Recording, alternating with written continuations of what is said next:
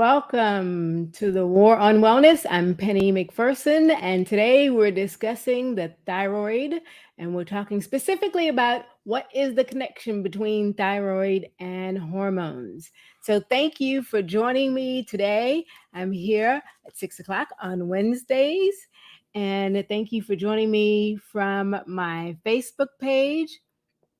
Thank you to those who are watching on YouTube as well. And thank you to those who are watching on the replay. So we want everybody to feel welcome here. So, for those of you who may not know who I am, my name is Penny, also known as Plant Based Penny. And after traveling the globe, I have returned to the United States to share my passion of sharing what I've learned that helped me heal my body, thank God, and using plants as medicine. So that is what I am all about. I do one-on-one consultations along with speaking engagements to groups, retreats, or conferences, or different organizations, churches, and I am here to help you. So let me know if I can help you. My website is plantbasedpennylife.com, and go on over to my YouTube channel and like that channel as well. So, we're talking about the thyroid, and this is part of a series that I've been doing. And this series, we've been talking about different parts of the thyroid disease. And why have we been talking about this? Because I specifically am a survivor. I guess I'm living with Graves' disease at the moment. So I am managing it with natural and plant-based remedies and methodologies. And so I want to be able to help other people as well so that they can also look, live, and feel well. So, just kind of a little recap. So, we talked about hormones, we talked about actually thyroid last time, and the excessive secretion of the thyroid hormone, that is hyperthyroidism, and the lower secretion of the thyroid hormone, that is hypothyroidism. So you do have to get a diagnosis from the doctor to know which ones you are. And so there's several factors that affect the secretion of the hormones. And so the hormones are what keeps us in balance. And so the body is so fearfully and wonderfully made, and it's such a delicate balance. And that's why it's essential that we treat it like the body temple that it is.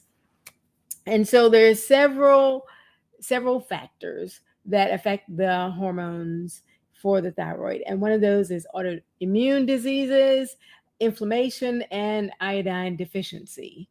And so they added salt, or they added iodine to the salt years ago, decades ago, to the salt that we mainly get from Iran.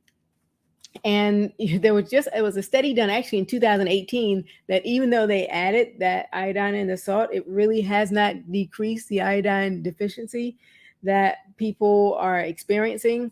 So I found that to be very interesting. I just geek out sometimes on research. And so specifically for autoimmune diseases, there are three root causes. So three root causes, and one of those is leaky gut. The other one is the genetic disposition for autoimmune disorders or triggers. And triggers can be foods, triggers can be stress, triggers can be chemicals in our environment. And so that is one of the things that I really want to concentrate on today, because I think a lot of times we talk about food, or a lot of times at least I talk about food and I talk about stress. But there are other chemicals that are also in our environment that we need to be aware of so that we can move from our problem dealing with our autoimmune or our thyroid issues to our progress. Are you with me on that? Very good. Hello, I see I have people here. Let me know where you're watching from. I see Georgia, Texas, Virginia, of course. I'm in Virginia. So specifically, as I mentioned, the three root causes, one of those being the leaky gut. And so that means that your gut lining has been compromised and or damaged in some way. And a lot of times the way that occurs is if we just have food sitting in our colon. It's not even food anymore, it's waste. We have waste sitting in our colon, and it's not being evacuated properly or on a regular, consistent basis. We're not fully hydrated. We're not eating our green leafy whole foods. Those are the things that if we're not doing, they can lead to a leaky gut, or also participating in things that may, other substances that may also harm your gut.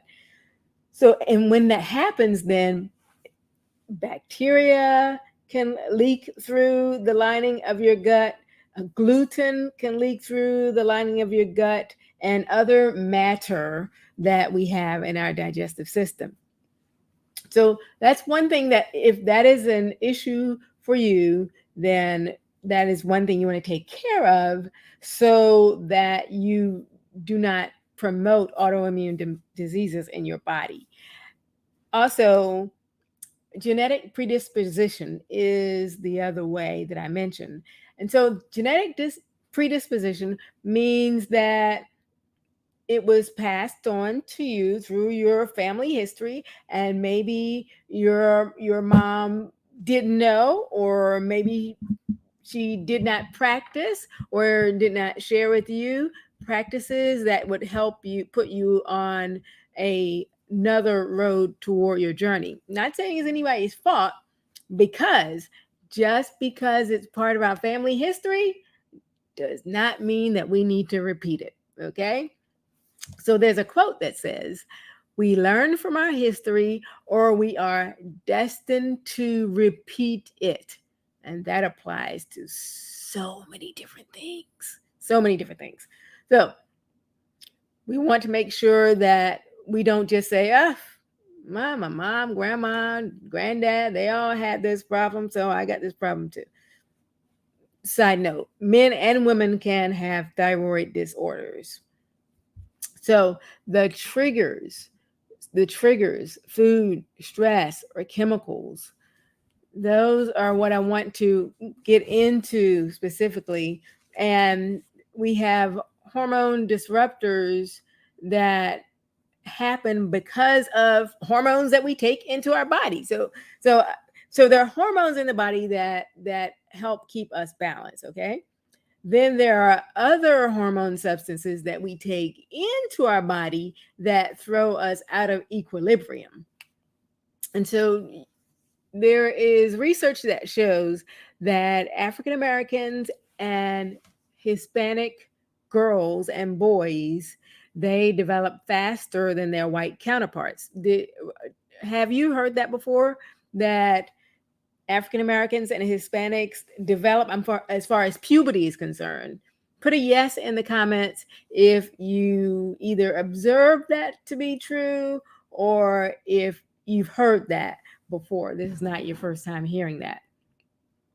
So they develop a little bit earlier. And you may ask the question, why? Well, another set of research actually that was done in Puerto Rico was that they were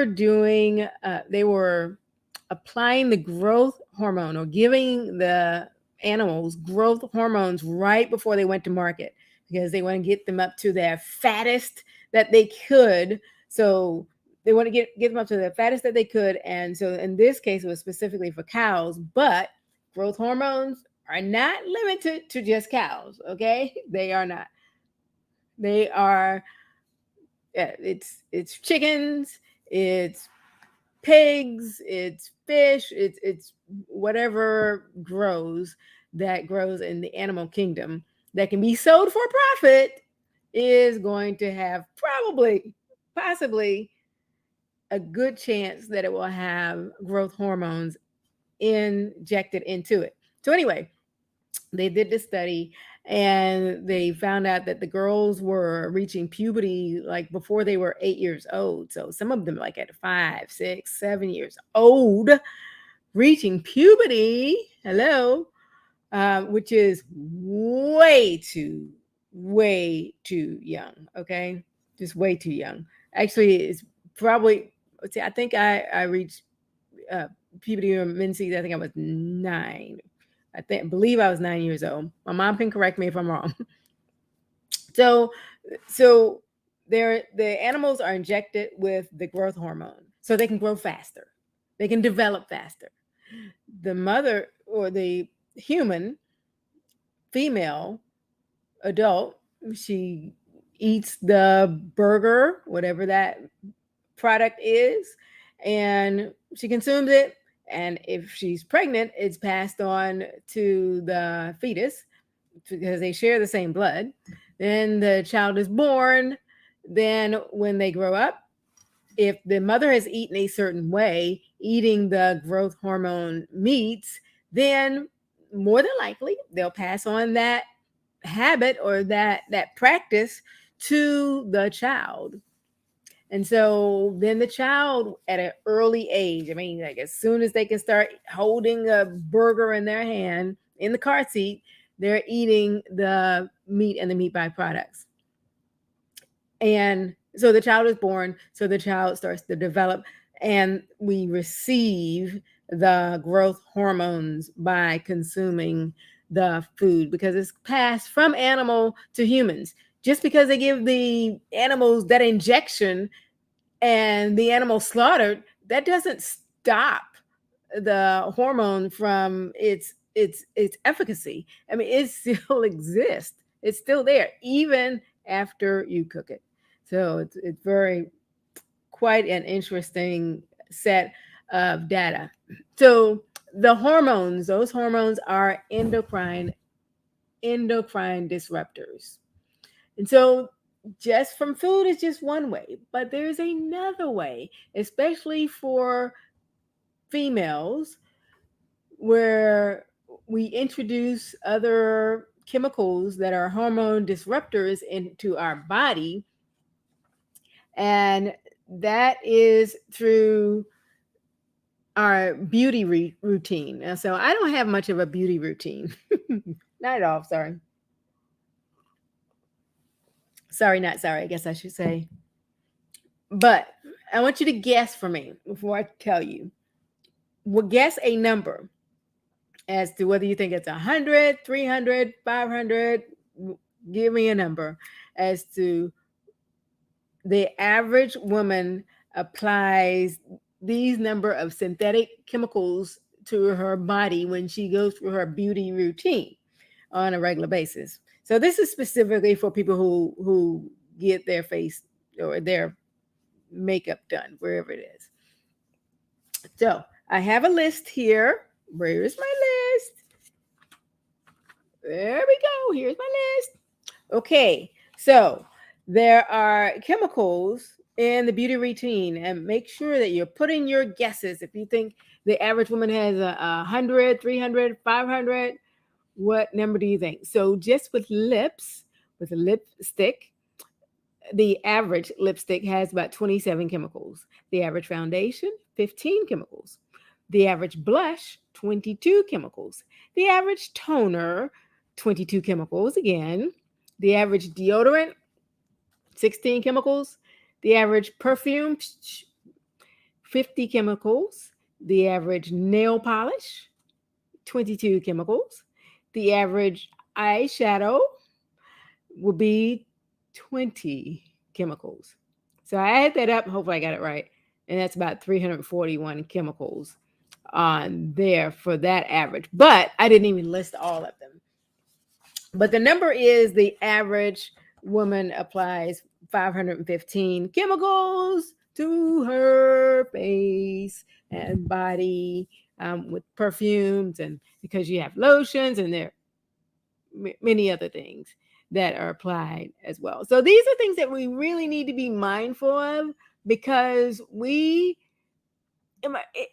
like I said, it may be a case that the generations before us, they didn't know. They didn't have the data. They didn't have the information or the World Wide Web. But you know. And when we know better, guess what? We do better. And so I want to definitely bring that out to your attention. okay, wait a minute. Don't let me miss this part here.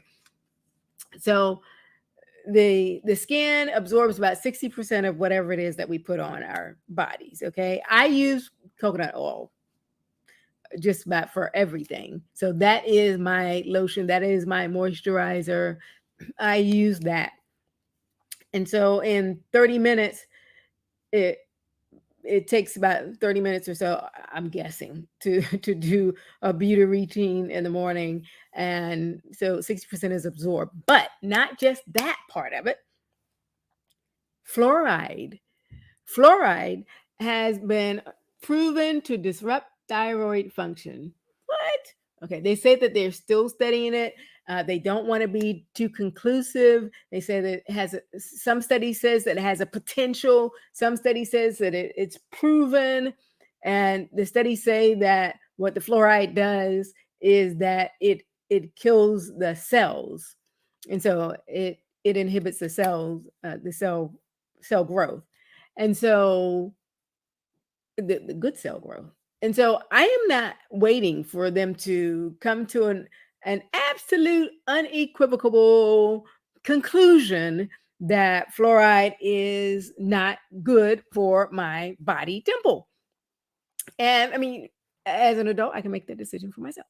So because the American Dental Association, hi, all my dentist friends, they they absolutely unequivocally say that we should have fluoride in our toothpaste and in the water as well.